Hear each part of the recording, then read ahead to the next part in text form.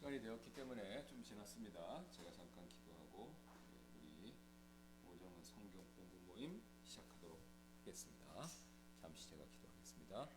감사합니다. 하나님께서 또 한 주일간 무사히 은혜를 지켜주시고 은혜를 베풀어 주셨다가 이렇게 복된 주일 맞이하여서 우리가 두 번째 새로운 장소에서 이렇게 하나님을 또 예배하고 또 경배하고 하나님 말씀을 살피고 우리가 배울 수 있는 그런 귀한 기회를 허락해 주셔서 다시 한번 감사를 드립니다.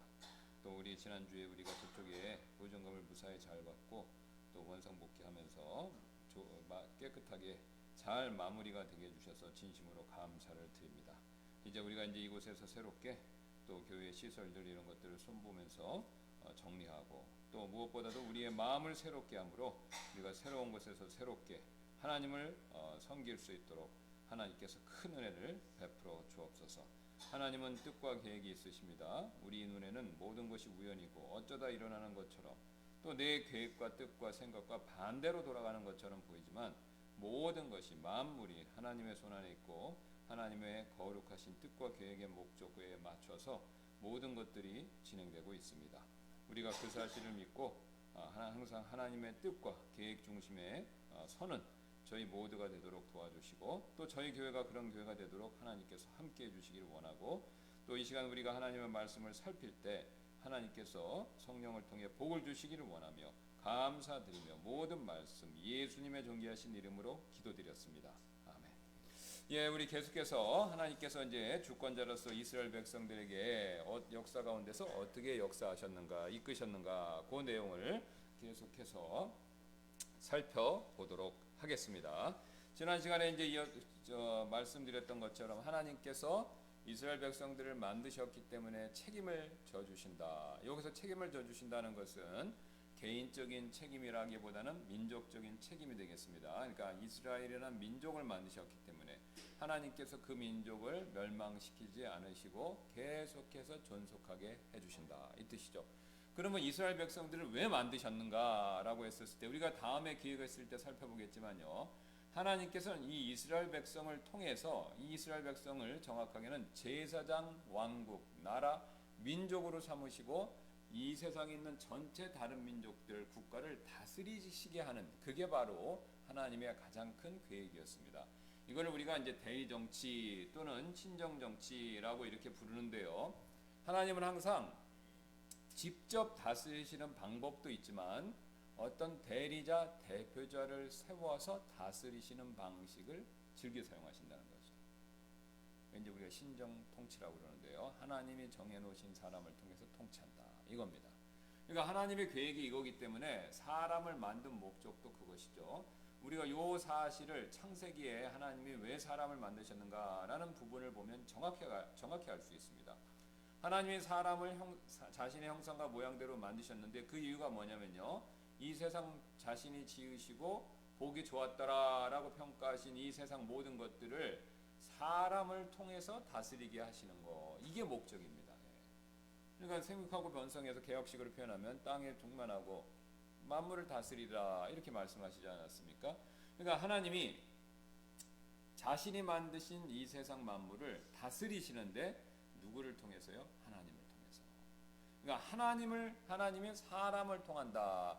이 원리가 그대로 확대된 것이 바로 하나님이 민족을 통해서 한 민족을 통해서 전체 다른 민족을 다스리신다. 요게 되겠습니다.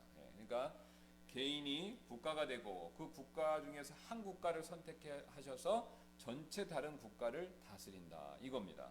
그래서 요 하나님의 대표성의 원리는 여러분이 이제 그 묵상글에 제사장에 대한 내용을 제가 설명할 때 보셨을 거예요. 하나님은 꼭 대표를 뽑으세요. 그렇죠? 이스라엘 백성들이 다 하나님께 나아갈 수 있지만 하나님은 그 중에서도 이스라엘 민족을 대표하는 제사장, 또 제사장 가운데서 가장 그 제사장들을 대표하는 대제사장, 이렇게 대표를 뽑으셔서 그 대표를 통해서 말씀하시고 다스리시는 일을 하신다는 거죠. 그러니까 이 맥락이 이어지시면요, 왜 하나님의 예언자, 대언자를 세우시는가 이거 알 수 있습니다.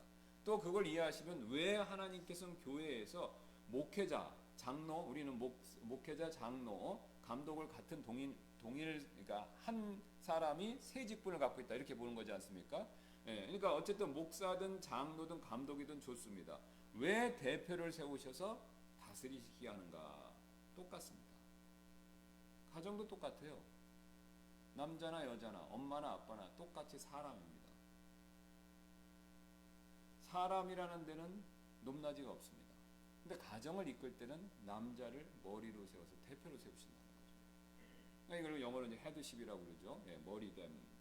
그러니까 항상 어떤 전체 모임이나 사람들이 있으면 대표를 세우세요. 그리고 그 대표를 통해서 나머지 사람이나 단체나 국가나 세상을 다스리시게 한다. 이겁니다, 바로. 그래서 하나님 이거는 우리가 만든 게 아니죠. 하나님이 그렇게 만드셨고 인간은 그런 하나님의 형상대로 되었기 때문에 나도 모르게 저절로 그런 시스템, 체제로 가는 겁니다. 그러니까 이게 보편적이죠. 보편. 물론 이것을 반대하거나 아니면 이것을 무시하고 다른 시스템 같은 걸 만들 수 있지만 이상하게도 이것에 벗어나서 하는 시스템들은요 작동이 잘 안 됩니다. 여러분 지금 남녀 평등이라서 남자 헤드십 인정하라고 여자를 이렇게 세우지 않습니까? 그래서 여자를 세워서 이렇게 해봤자 어떤 현상이 벌어지냐면 갈등이 증폭됐다라는 거죠. 그리고 국가 정치도 마찬가지예요. 그래서 뭐 민주주의가 좋지만 그게 또 한쪽 극단으로 가면 뭐 대표나 국민이나 똑같아. 그래갖고 똑같다라고 하면서 하면 무정부주의로 갑니다. 아나키즘. 그러니까 항상 이 대표성을 원리를 무시하고 다 똑같이 대표가 되겠다 하면요 항상 혼돈이 생겨요. 교회도 마찬가지예요. 목회자부터 여기 계신 분들이 똑같이 하나님의 자녀죠. 그건 똑같습니다. 구원받았기 때문에. 그런데 대표성을 갖는 것에서 똑같이 해버리면요 교회가 산으로 갑니다. 그래서 뭐 일부 교회들 예를 들어 성적교회 같은 경우는 성경의 목사 그런 거 다 잘못된 거다. 그래갖고 우리는 다 형제다라고 하면서 목사 제도를 부정하고 형제들끼리 쭉 합니다. 그런데 형제들이라고 부르면서 하지만요 흥미로운 사실은요 형제교회는 목사가 성경적이지 않다라고 해서 목사 제도를 인정 안 하지만요 자기들끼리 안에서도 대표성을 갖는 사람이 있어요. 그걸 장로라고 불러요.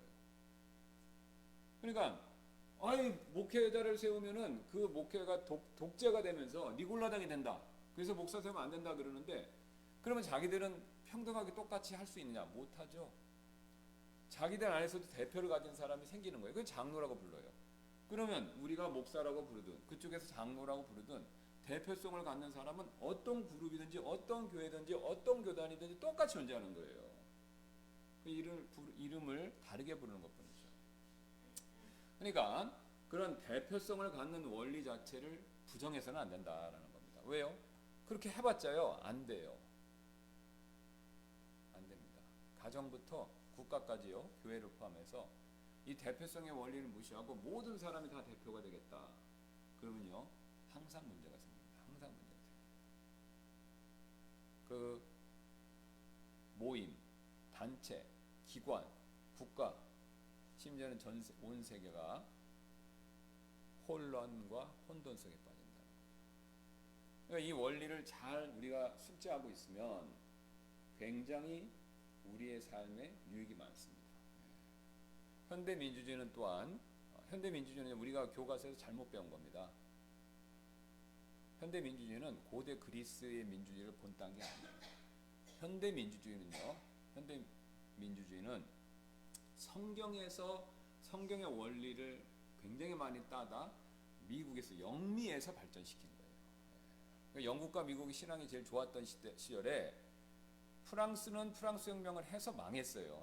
그래서 프랑스는 민주주의가 엄청나게 좌파적으로 흐르면서 혼란과 혼돈이 여러분 프랑스 혁명사 공부하시면 제1공화정, 제2제정, 제2삼정, 나폴레옹 나타나고 다시 공화정, 왕정 뒤집박죽.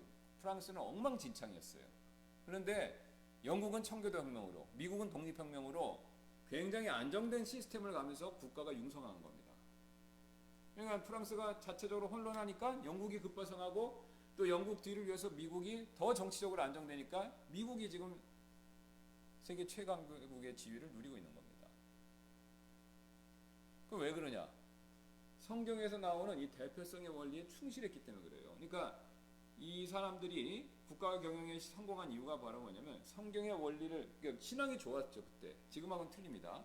신앙이 좋으니까 성경 중심의 생각과 사고 이것들을 굉장히 많이 가진 거예요. 그러니까 성경에서 말하는 이런 대표성의 원리를 현실 정치에 그대로 반영을 한 겁니다. 그러니까 국가가 잘 되는 거예요.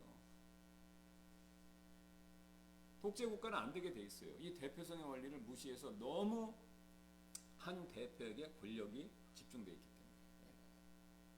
그러니까 우리가 하나님의 만드신 원리가 이 세상에 존재하고 그 원리에 맞춰서 우리가 이 세상을 바라보고 또 그 삶에 맞춰서 우리가 실천할 때 하나님께서 우리에게 복을 주신다라는 거죠. 그러니까 이스라엘 백성이 그걸 샘플로 이제 본보기로 그 대표성의 원리로 해서 하신 건데, 자 이스라엘 민족이 그래서 이 세상 전체를 대표하는 겁니다. 그러니까 이스라엘 백성이 잘해야 하나님께서 이스라엘 백성을 사용하셔서 전체 민족에게 복을 주시는 거죠. 자, 그런데 이제 이스라엘 백성들이 잘해야 되는데 이스라엘 백성들이 잘 못할 때가 잘할 때보다 더 많았죠. 그러니까 어떤 잘못을 많이 했냐? 하나님만을 섬겨야 되는데 하나님이 아니라 자신 주변들에 있는 이방 민족들, 특히 가나안 사람들의 영향을 받아서 우상 숭배에 굉장히 많이 빠졌죠. 그러니까 그 결과 하나님께서 대표성을 갖고 있는 이스라엘 백성들을 사용하셔서 이 만국에 복을 주시는 데 있어서 차질이 발생한 겁니다. 그러니까 하나님께서 그 이스라엘 백성들에게 정신을 차리게 하시기 위해서 직접적으로 이스라엘 백성들에게 뭐 이집트에서 내린 10가지 재앙, 이런 자연재해적인 아니면 특수한 그런 징벌을 내리실 수도 있지만 하나님께서 그 방법보다는요, 옆에 있는 이방 민족을 사용해서 그 사람들을 일으켜서 이스라엘 백성들을 쳐들어오게 하거나 공격하게 하거나 영향력 아래게 두는 그런 방법을 쓰셨다는 겁니다. 그러니까 이제 대표적으로 북왕국 이스라엘이 심했기 때문에 아시리아를 하나님이 세우시고 그 아시리아를 이용하셔서 이스라엘 백성, 북왕국 이스라엘 백성들을 망하게 하셨죠. 예, 포로로. 거기는 완전히 망했습니다. 그러니까 북왕국 이스라엘은 회복이 안 됐어요. 그래서 섞이면서 사마리아인이 됐고, 그래서 완전히 사라져버렸죠, 역사상으로. 그런데 이제 그러면 그 아시리아는 어떻게 되는 겁니까? 라고 했을 때 그 아시리아가 북왕국 이스라엘을 그 하나님께서 채찍질하는 막대기로 쓰셨지만 그 아시리아가 그 일로 인해서 교만해지니까 하나님께서 어떻게 하셨습니까? 그 아시리아도 꺾어버리셨다라는 거죠. 그래서 거기 하나님이 이사야서에서 도끼로 예를 드셨죠. 자, 도끼가 큰 나무를 찍습니다. 도끼는 요만하지 않습니까? 레바논의 삼나무는 아름들입니다. 이렇게 거대한 아름드리 삼나무를요, 몇백 년, 심지어는 몇백 년 동안 자란 거대한 나무를 요만한 쇠 조각이 이걸 쳐갖고 쓰러뜨리는 거예요. 쇠 조각이니까. 근데 그 도끼가 야, 내가 이 삼나무를 이겼다 이렇게 자랑하면 안 되는 거죠. 도끼는 한낱 도구, 막대기라는 거예요. 왜요? 도끼를 사용해서 그 벌목공이 그거를 쳐서 쓰러뜨린 거지 도끼 스스로가 한 게 아니라 이 세상 만물의 일이 만사가 정확히 이와 같은, 우리는 다 하나님의 손 안에 있는 도끼와도 같은 존재입니다. 어떤 사람은 큰 도끼로 쓰이고 어떤 사람은 작은 도끼로 쓰이고 어떤 사람은 또 칼로 쓰이고 어떤 사람은 또 가위로 쓰이고 하나님의 큰 일을 이루는데 각각 다양한 도구로 사용되는 게 우리의 목적이라는 겁니다. 그러니까 이 사실을 명심해야 된다 이겁니다. 근데 도끼가 마치 자기 힘으로 이걸 쓰러뜨린 것처럼 착각을 해서 그만이죠. 나를 자랑하면요, 하나님이 그 도끼도 버리신다. 이게 이 세상 만사에 하나님이 주관하시는 법칙입니다. 그런데 이제 우리가 한 가지 놓치는 게 이 하나님의 교만한 자를 버리시는 걸 즉각 안 하세요. 사용하는 것도 천천히 쓰시고 버리는 것도 천천히 하십니다. 그러니까 우리는 특히 현대 사회를 사는 우리 그리스도인들은요, 특히 한국 우리 사람들은 빠른 거에 굉장히 익숙해요. 그러니까 빨리빨리 안 되면 안 되는 거예요. 우리의 문화 스타일과 생각과 이 살아가는 시스템 자체가.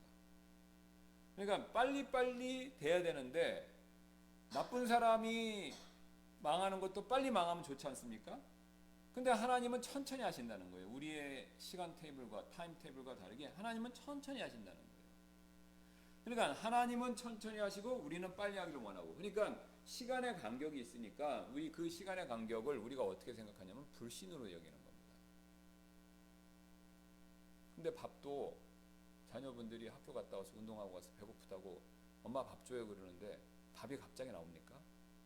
쌀을 씻고 뜸도 좀 드리고 아무리 압력밥솥을 해도 시간이 걸리지 않습니까? 생쌀 줄 수는 없잖아요. 아무리 엄마가 자식이 이쁘고 사랑스럽고 허기진 게 안타깝다 하더라도 생쌀을 못 먹이는 거 아니에요? 못 먹이지요. 그러니까 다 시간이 필요하고 과정이 필요하다 이겁니다. 조금 더 빨리 할 수는 있죠. 뭐 전기밥솥 대신 압력밥솥 하는 거 요거는 가능하지만 그렇다고 기본적으로 밥을 하는데 들어가는 시간을 완전히 줄일 수는 없다라는 겁니다. 그러니까 이 부분에 이 시간적인 갭 차이가 있는데 이 부분에서 하나님이 요구하시는 게 딱 있어요. 우리한테 그게 믿음입니다. 정확하게 얘기해서는 믿음에 따른 인내를 요구하시는 거죠. 그러니까 우리가 인내해야 됩니다. 믿음을 가지고 욕같이 인내해야 됩니다. 야고보서도 욕을 칭찬하면서 인내해야 됩니다. 이런 얘기 인내를 무척 많이 얘기하는데 우리가 지금까지 제가 말씀드린 이런 내용을 잘 모르거나 무시하고 인내하라고 그러면요 무조건 참으라는 걸로 들리는 겁니다. 그러면 아까 아이의 얘기로 돌아가서 밥이 어떻게 되는지 몰라요. 아직도 어린아이이기 때문에 초등학교 1학년. 그러면 밥이 어떻게 되는 과정이 한 번도 해본 적도 없고 모르니까 엄마가 밥을 빨리 안 준다고 때를 쓰면요 그 아이는요 철이 없는 거죠. 철이 없는 거죠. 엄마가 그리고 앉아서 엄마가 나를 사랑하지 않는가 보다 이렇게 자꾸 상상 속에 소설을 써버리면 그때부터 문제가 심각해지는 겁니다. 그러니까 우리가 사실 하나님의 이런 큰 계획과 하나님이 역사하시는 방법, 일하시는 방법을 모르면요 제가 조금 전에 말씀드렸던 밥 달라고 떼쓰는 아이처럼 우리가 영적으로 그렇게 행동할 수가 있습니다. 그러니까 기도해도 응답이 없는 거예요. 그러니까 하나님이 안 계신가? 그부터 시작해서 나를 사랑하지 않으신다라고 시작해서 아니면 내가 뭘 잘못해서 그런가? 그럴 수도 있죠. 그러나 꼭 그것만은 아니라는 거죠. 아니면 내가 지극정성, 기도가 부족해서 그런가? 더 기도를 하자. 뭐 그럴 수도 있죠. 근데 그게 딱 모든 것에 대한 답은 아니다는 겁니다. 오히려 하나님은 대부분의 경우는 오랫동안 천천히 일하시기 때문에 우리에게 인내를 요구하신다라는 거예요. 그러니까 이걸 배우는 게 우리의 신앙이에요, 사실. 저도 그렇고 여러분도 그러실 거예요. 신앙생활 하면 할수록 더 기다려야 되는구나. 이거를 느끼시지 하나님이 내가 원하는 대로 빨리빨리 잘해주시네. 어이구 하나님 좋으신 분이네. 이렇게 얘기하는 분은 아무도 없습니다. 그리고 그런 거를 해주겠다고 주장하는 신은도 이상한 신이고요. 그럼 마치 그냥 1분 만에 밥을 만들어내겠다라고 약속하는 것과 똑같지 않습니까? 현실성이 없는 거죠.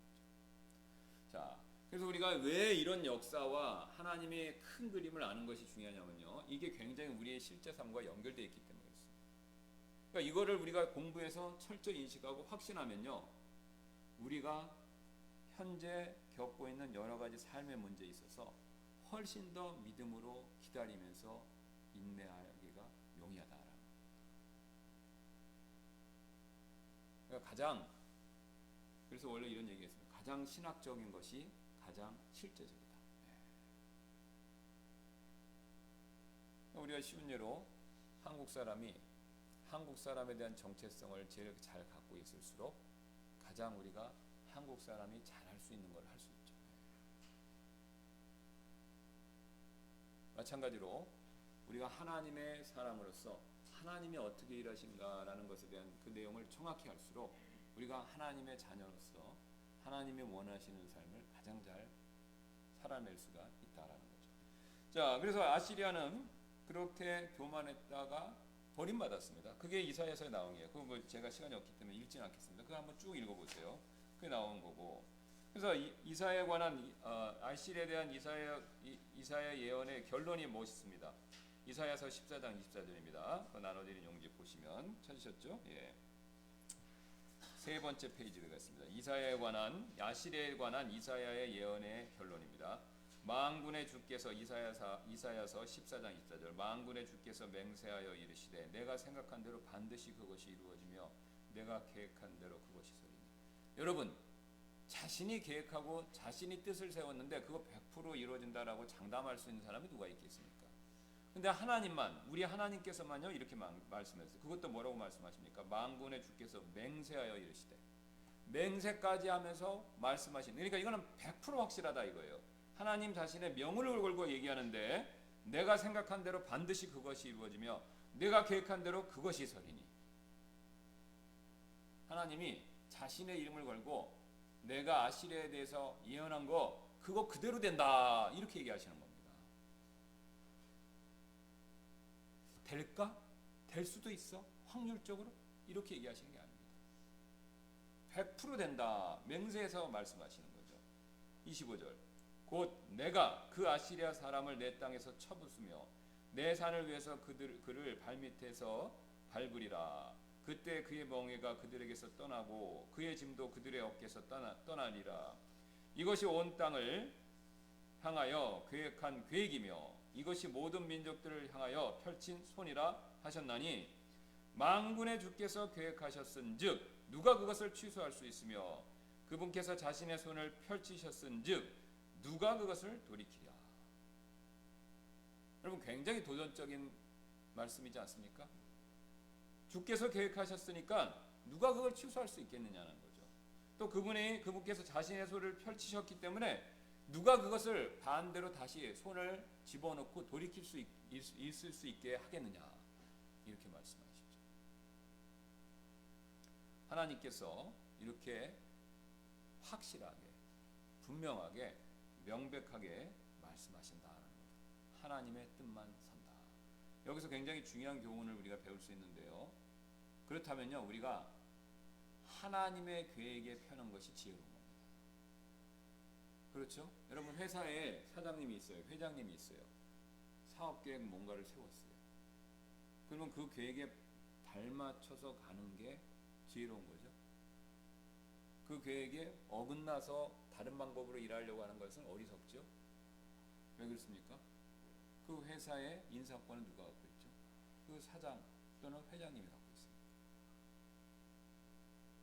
내 방법이 아무리 훌륭하다 하더라도 사장이나 회장이 정한 방법을 따르는 것이 때때로 더 지혜로울 수가 있습니다. 물론 그 방법이 나쁘면 우리는 거부해야 되겠지만요.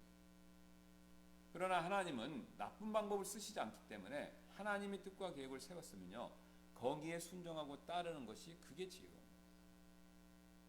속된 말로 해서 버텨봤자 소용없습니다. 아시리아는요 굉장히 전성기를 누리고 대단한 왕국이었지만 역사 속으로 사라지고 그 민족 자체가 없어져 버렸습니다.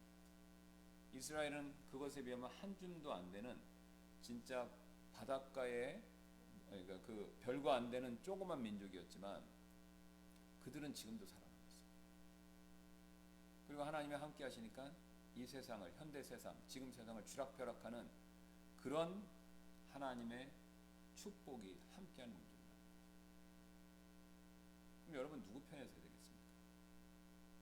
자신의 마음대로, 자신의 뜻대로 자신의 계획을 펼쳤던 망한 아시리아 같은 그런 사람의 태도, 그런 민족의 태도를 우리가 취해야 될 것인지, 아니면 이사야서가 분명히 말하는 것처럼 내가 명을 걸고 말하니 내 계획이 반드시 설 것이다, 그 하나님의 편에 서야 될지 우리는 잘 생각해 봐야 된다는 거죠. 자, 이와 비슷한 내용이 이제 바벨론 사람들에게도 나타나는데 똑같습니다. 시간이 없어서 이제 여기서 마무리하겠지만, 바벨론 사람도 남왕국 유다를 징벌할 때, 사용할 때 그들도 교만해졌어요.